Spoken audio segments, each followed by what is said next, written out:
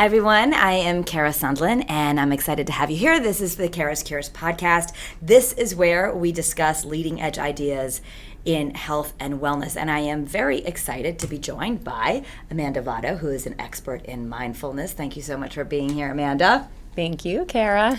Of course, we'll get into this, but Amanda was actually my teacher because I just finished a course in mindfulness. I feel like I have done a lot of reporting on meditation and all of these things that we do in Kara's Cures all the time, but I hadn't actually done a formal course, so thank you. You were my teacher at Copper Beech Institute, right in West Hartford. Yes. I think, it's a word that gets tossed around a lot, and I feel like I know a lot more about what it is now that I've taken your class, but really, what is mindfulness? Yeah. Yes, let's start there because it certainly is tossed around so much, and I think people are unsure what it even is. And so to just start with the very basics, mindfulness is about being present in the moment. So I think we can understand by knowing how we are not present. So just even, just recognizing times that we may be, say, for example, driving in the car to work, and we're thinking about, what's going to happen later on today, or did I lock the door before I left? All these thoughts that come through our minds, it takes us out of the present moment. And that's natural to have that constant pull, but mindfulness is a training of our attention so that we can actually come back to the present moment and we can live in the present moment, because that's where life is happening, in the present moment. Right, and we'll talk a little bit about the benefits of that, because a lot of people say, well, this is a lot of work. I got to learn how to breathe. I got to learn how to focus myself. Why do I care? What's the payoff? Right. So I want to get into that, but I also want to let people know we're going to focus this particular conversation on mindful parenting, which you're also an expert in mindful parenting, so taking it one step further. And so I think parenting is probably one of the places where we need to be really mindful, so we're not yelling at our kids and losing it. Yet it's got to be one of the most challenging places to be mindful, because you're rushed. It's unpredictable. You're not always in situations you can control. Right. Exactly. So mindful parenting is certainly, for me, my parenting, the role as a parent has been my biggest work. That's really where I practice my mindfulness, get, a lot of practice in mindfulness with the kids.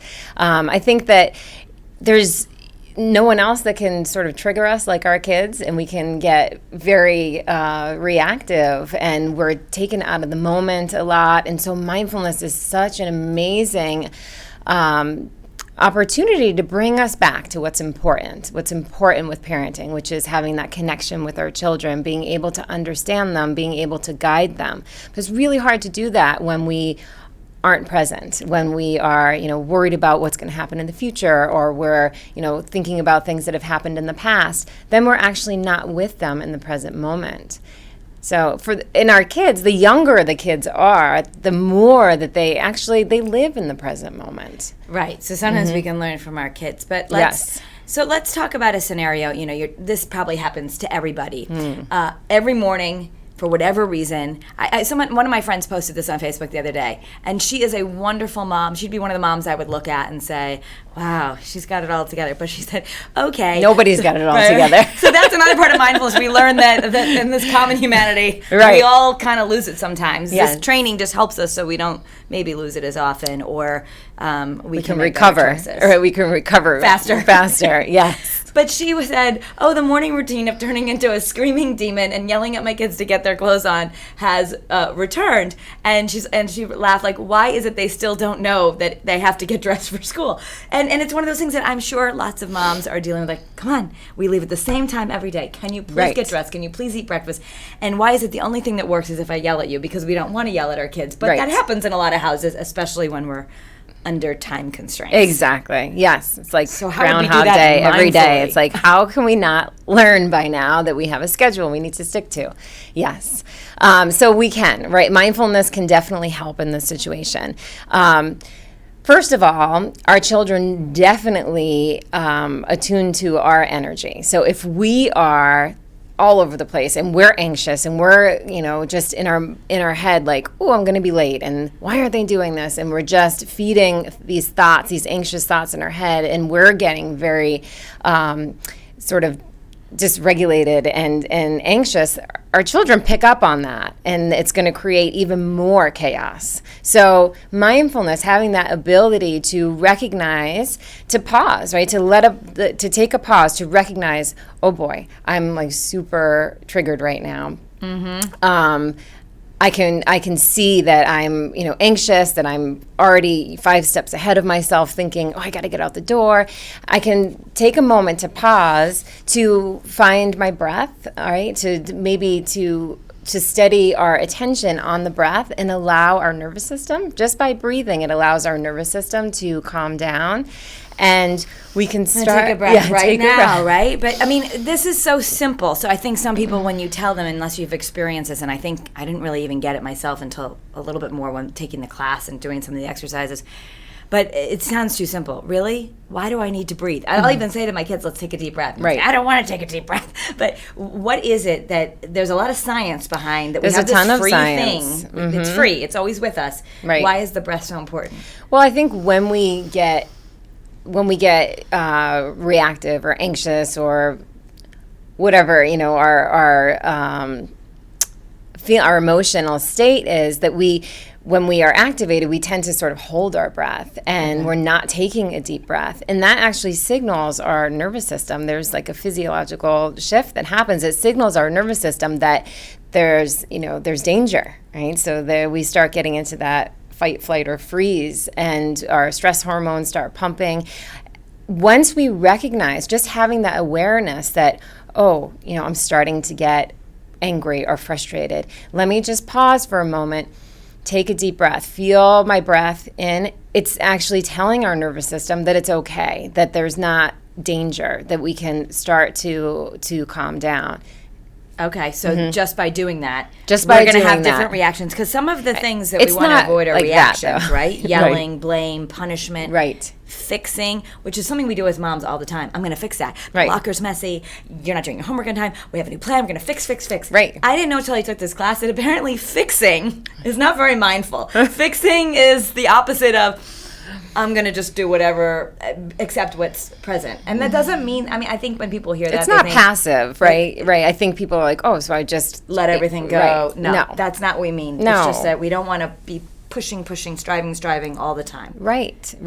That we can allow our kids to be who they are. That's really what mindfulness is as well, just allowing ourselves to be who we are, our children to be who we are. When we're fixing our kids, it's really because we're sort of intolerant of what's coming up within us, right? We have this need to control. We want to, we might have time constraints, or we don't want to see our child, do poorly on a test. So we're just trying to fix, but it's really not serving them, because it's not allowing them to grow and to learn and to fail sometimes and know what they need to do in order to improve. Right. That's a whole nother podcast, but failure is actually a step on the way to success. Yeah. So we have to be comfortable with that. Right. But back to what you said, so the first step is this awareness, just even noticing that we're getting triggered, we're getting angry. And I think most of us, we have these scripts that are already in us. So once you watch, you're going to notice your same reactions all the time. Some people might go avoid something, or other people get angry. We all have patterns, but as soon as it comes up, that's step one. We just take note that it's happening, and then we want to take a few deep breaths. Yeah, instead of like when we do get triggered, right, our usual reaction is to react outwardly, like you said, blaming and yelling, acting like a crazy person.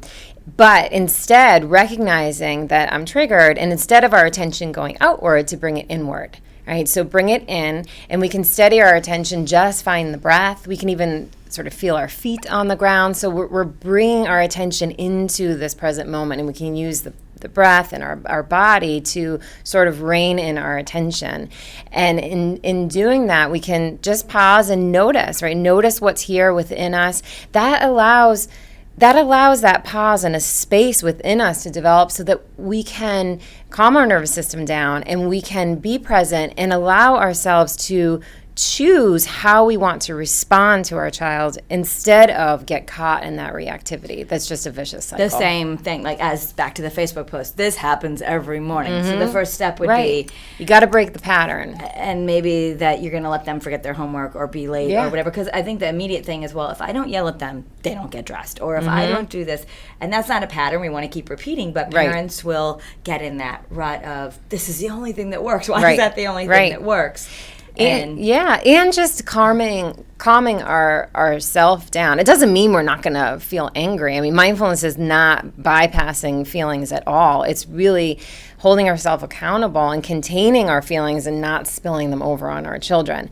So once we are able to sort of come back to center, even if we are still inside very anxious, but we're able to come back to center, our children regulate off of us, and they can see that. So you may be able to see a shift in your child, that they're not also, so crazy in that moment as well. Well, you mentioned that our kids mirror us. That's why they trigger us so much, because we're seeing something in them, right? But what does it really mean? That's probably more of a psychology term. So if you haven't experienced that before, what does it mean that they mirror us? That they mirror, yeah. So this goes into a lot of conscious parenting. So that's a term that's coined by Dr. Shefali, who, if I would recommend anybody to read up on her books, The Conscious Parent and The Awakened Family. She's an amazing teacher. So her teachings about conscious parenting, and I trained with her for 2 years, that when a child does something and it triggers us, it's because there's something within us that's unhealed that needs to be looked at, right? So we should look at this of like, if we were really mindful, why am I upset? What do I need to learn from this? Right. That's taking it a step further, right? That's really sort of deconstructing what's really going on beneath this emotional reaction that I'm having, right? And then we start getting more to, our fear of, not having control, or our fear of not feeling respected, all of these different wounds as parents that we have. That's why the parenting journey is so profound, because it's a way for us to really wake up and heal those parts of us that want to be healed. And our children actually are the biggest gift, even though it drives us like crazy. Right. If we can see it in a different way, as an opportunity for us to learn about ourselves, then it's an amazing transformation that we can have as a parent. Even just thinking of it like that, because I think we all really, really love our kids, which is why we're freaking out when they're not doing their homework or they're late, because we want them to succeed in whatever they're trying to do. But I think even just thinking of that our kids are actually there as little teachers sometimes for us, could change it. And I like that you say that, so just to know if we're reacting, if we are yelling, blaming, punishing, fixing, shaming, like, that's not mindful. Any of those things, we are reacting. Right. And then so they say if you just remove the creation and reaction, if you reverse the C and the R. So we want to create something new, a new pattern, by slowing ourselves down, by that first step of breathe, pause. You say anchor yourself, which I've started to do. I just kind of like feel my feet on the ground, and it seems like it takes forever. Yeah, this is let's be real here. This does not happen overnight, right? This you're is a process. Say, I don't want to feel my feet on the ground. Right. I want to yell at them to get out the door. But like, this is a new stupid. pattern. Why am I doing it, right? So but then that's just thinking, and we allow ourselves to come back. It's hard, but that's why it's important to, read books or join classes or online courses to really get the support, because sometimes it's very intimidating on our own to be able to do this when and at the end of the podcast, I do want to talk about some of the resources, because a part of my practice has been doing, so ever since I started doing Care is Cures, and everyone said, you don't meditate? This is 10 years ago, you need a meditation practice, and that's how I came to it, and I started realizing how much it was helping me. But also in the world of mindfulness, if you want something more specific, scientific, there's so many free online resources. You can just, part of your morning routine when you're laying in bed is pop open a meditation online and get guided before you even start your morning. I would definitely suggest that, because I think it's so important to practice mindfulness and meditation when we're not triggered, right? To give ourselves Don't set learn us when up. you're in the middle of a fight. You got to set yourself up for success. So I would say just start really small, even 5 minutes, 10 minutes in the morning, to really just starting to learn and creating that inner space. And then when we are triggered and reactive in the moment, we have a little bit of a buffer, right? We're able to then be able to be more present because we've practiced in those times that we aren't necessarily reactive. So the payoff is that, right? That we go from reacting to responding, and we're actually going to choose. And you say responding comes from connection, recognizing the need beneath the behavior. Yeah. So we really, as a good mom, you want to connect with your kids. Right. We feel awful after we've yelled at our kids. Right. So, but these are patterns that we've learned. So right, these are patterns, exactly. And there's no sense in feeling guilty or shaming ourselves as a parent. We're all learning, and I truly believe we're all doing the best that we can at each moment. And so just learning the tools, because behind every behavior that our child is doing, right, whatever that behavior is, there's an unmet need most of the time, right? So when there's a child that is tantruming or talking back or not listening, right? There's something that's beneath that. That's what needs to be addressed, because once we recognize what it is that the child needs, right? Do they need to, feel heard? Do they need to be seen? Do they need to feel loved in that moment? Automatically, the behavior is going to change because they're getting what they need. But this doesn't mean being permissive, because I think, no. Right? That's when we say, they're getting what they need. A lot of people are like, oh, really? The millennials are entitled and give them what you need. And, what about the real world? Right. So how do we reconcile Right. There has to be boundaries, right? Okay. There has to be boundaries. And I think it's getting really clear. This is a lot that we're covering in a short time, but hopefully it's helpful to just introduce some concepts. But there has to be boundaries. But to know, right, we're not going to allow our child necessarily to, swear at us or say something that is just back talk, right? So we have to, but we have to, say that that's not allowed. But it's also with our presence, how we show up with our children too, that they're going to know when we are really present and respect ourselves and feel worthy, that there's not room for that back talk, right? And if there is, if they are back talk, we can, as we practice mindfulness, we can take ourselves out of the situation. We can depersonalize it, because it's really not about us, right? It's our child that may be testing their own independence. They may be whatever it is, but it's they're moody. They're moody, right? I have a preteen at home. Instead of making it, what's that? Right. And that eye roll or whatever. And if we don't make it about us, right. Then it's like it changes the situation completely. Instead of, I can't believe he would talk to me or she would talk to me. Who does she think she is? And so disrespectful.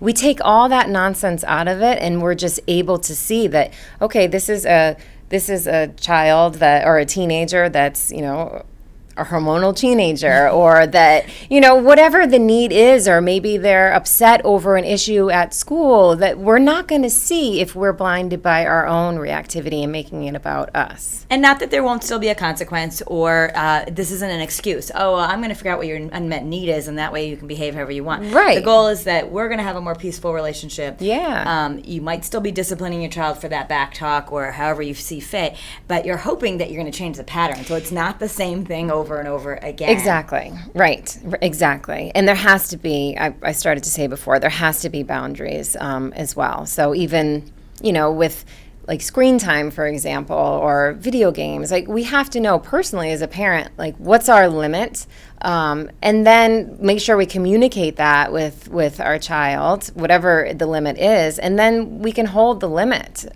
So it's not like, oh, okay, you want to do this, and it's different. It's having that boundary, and the boundary coming from a place of intention, right? So I know that I don't want my child to be on video games for X amount of time because I want them to be, to have other interests, to engage, to communicate, right? So it's coming from that place, and I can hold that boundary because I know it's coming from a true place. So there's also teaching your children this. And I recently, there's a story coming up on Better Connecticut where I went to a meditation class for kids, and I saw little kids, 5 years old, 4 years old, I mean, squirmy wormies, that's okay. They're moving, they're this. But at the end, they will all say, oh, I love it. Oh, I feel so happy. I feel calm. I asked them, are you using this? Yeah, sometimes when I'm at school, I now will breathe because then I can focus. Or if someone says something that hurt my feelings, I can breathe and no one really knows I'm doing it, but I feel better. I mean, things like that.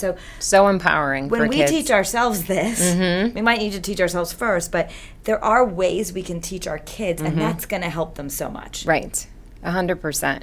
I am trained in mindful school, so I do mindfulness teaching in the school systems as well. And the kids, they definitely take to it. It's amazing. It's so beautiful to see that they're able to practice in just small amounts, but it means a big deal, right? To have that tool within you as a young age, to be able to regulate yourself, to be able to feel like empowered is huge. I wish I had that as a child. No one talked to us about this. No. I mean, I know in the school systems now that they are starting to talk more about the zones and emotional regulation. We're teaching emotional intelligence. Yes. That was, I think we were all told, come on.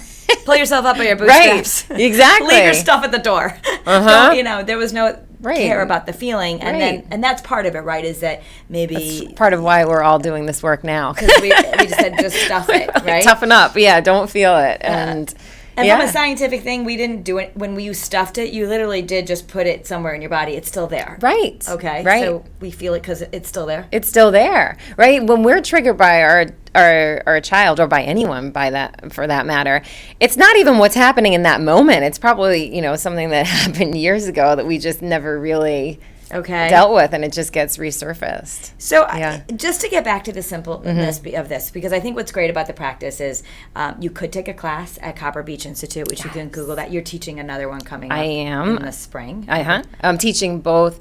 So the 8-week mindfulness-based stress reduction course, and in the spring, that's at night, and then mindful self-compassion courses during the day at spring. So in the spring. The mindful self-compassion is the one that I took because specifically it wants to deal with the inner critic.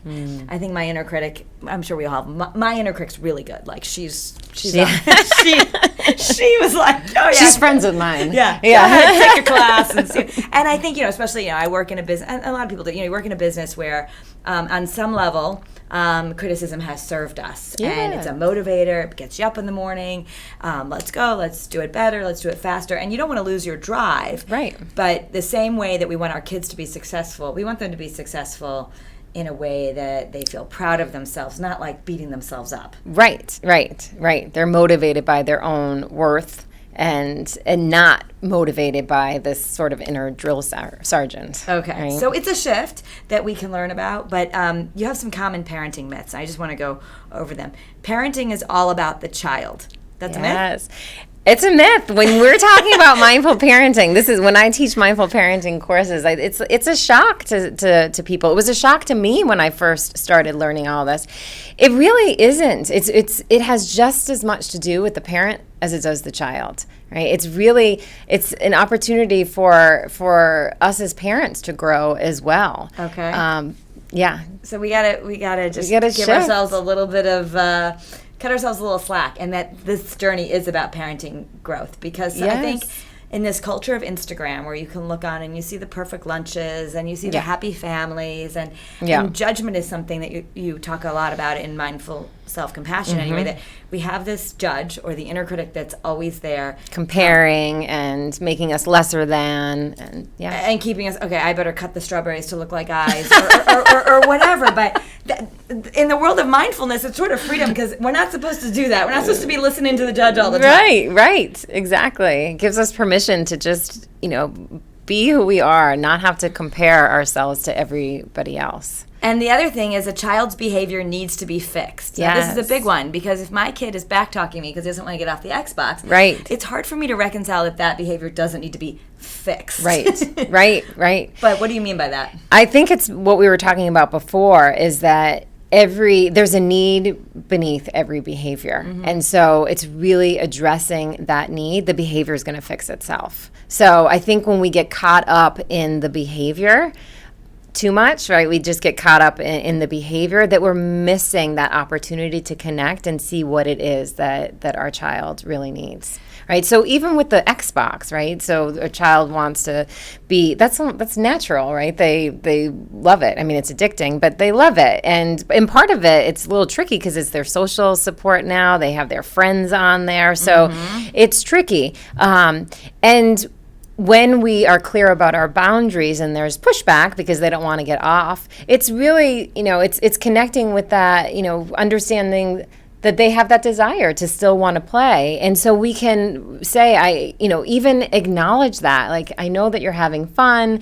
What would seem, well, I think, I know you're having fun. I can see that it's a great way to connect. And I love that you're playing with it, but we have this boundary and I need you to come off of it. Right, and sometimes I know people have done contracts. That might be an example of this, that when you ask, if you have this conversation with your child when they're not having a tantrum. Right. You can communicate your needs and then sometimes ask them to be involved. Like, well, what do you think is the right amount of time to be on? And surprisingly, they may not say unlimited. They might actually come up with a realistic answer. And if they had a part in it, then perhaps you're teaching them some self-regulation. 100%. And they've already agreed. We agreed that there's no more than an hour at one time or whatever the decision is. But they feel like their part, they contributed to that decision. Yeah. And it's giving them autonomy. So it's not that, as the parent, we're above the child. It's really recognizing that we can work together and giving them some autonomy. Yeah. And you'll be surprised because it's like you said, they might say, oh, okay, an hour, and you're like, oh, okay, all right. I thought you were going to ask for all day. Yeah. The goal of parenting is to raise a successful and happy child. That is listed under myths. That is a myth. Yes, it's a myth, and that is running rampant. I mean, that is a toxic myth. I feel like in our society, everybody is so focused on raising a happy child, and it doesn't even exist, or a happy person. I mean, even think as an adult, are you happy all the time? No, right? People who watch Better Connect be like, she's not. No, yeah, we all have our moments. We all have our moments. And I think it is true. It's perpetuated. I think we tend to get down on ourselves when we're not happy. Right. Or when we're not doing well. We really get mad at those feelings where we feel sad. Like, oh, I don't want to feel that. Why don't? Right. There's a lot of focus on happy. Right. Which is ban negativity. Right. Which is not real. Right. So mindfulness allows us to be aware of our emotional state and to allow it. Right. We don't have to be controlled by it and react, but we can be aware. It's only natural that we're going to feel angry. We're going to feel sad in certain circumstances.